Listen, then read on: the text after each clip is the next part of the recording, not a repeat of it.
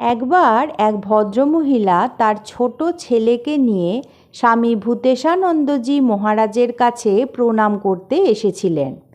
এসে তিনি বললেন, বাবা, আশীর্বাদ করুন, ও যেন এই পথে আসে। তখন মহারাজ বললেন, কোন পথে?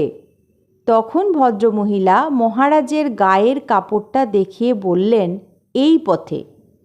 তখন মহারাজ বলেছিলেন, তাহলে একটা গল্প শোনো। এক ভক্ত, তার 2 ছেলে ছিল।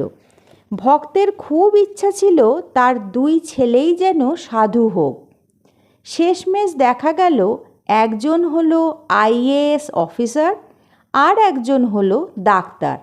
সাধু আর কেউ হলো না। তখন ভদ্রমহিলা বললেন, বিজ্ঞান মহারাজও তো ইঞ্জিনিয়ার ছিলেন, আপনিও তো কত বড় জ্ঞানী বিদ্বান মানুষ। আমি ওসব জানি না, আপনাকে আশীর্বাদ করতেই হবে। তখন স্বামী ভূতেশানন্দজি মহারাজ বললেন, তুমি মা হয়ে ও কথা বলছো মা?